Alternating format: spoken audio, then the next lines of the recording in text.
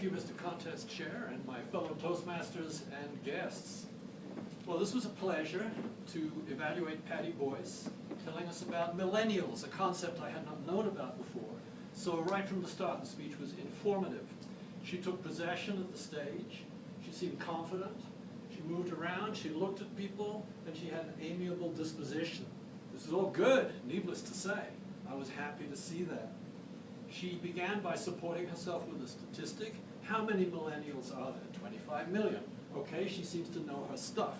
She didn't say where the statistic came from. I would have liked a source, but that's the kind of guy I happen to be. Then she posed a question, which I think is always a good way to structure a speech. You start off by saying, what are we going to do about this? And everyone, well, what are we going to do? Now she's going to tell us. So we know where we stand in the flow of a speech.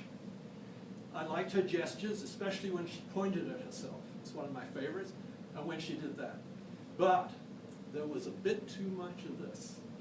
And I think, personally, I don't kind of like it when someone points at me. This raises the whole issue of the notes. Now, we all know about notes in Toastmasters. Sometimes you have to have them.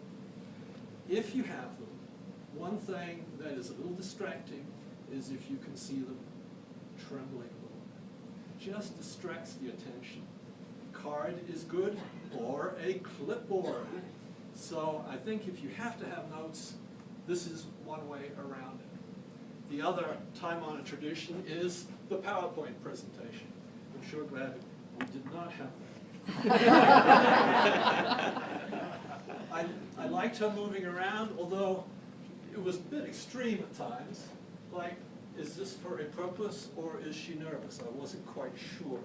But generally speaking, as I say, took possession of the stage, and I liked her expressiveness. The facts in her speech were useful, but they weren't always supported. Like when she said, they travel in packs. I thought, these millennials, do they really travel in packs, or is this a metaphor? Because if it's a metaphor, then we're not listening to a factual speech, we're listening to more a kind of impressionistic speech. So that I thought was a little bit of weakness. I liked at the end where she lost the quote because she recovered so well. She said, you know, we need our glasses. I thought, that's great. Anyone who can recover from a mistake like that makes it look as if there was no mistake at all. At least you quickly forget it. So overall, I thought it was a really impressive speech. I liked the way you engaged. And thank you very much.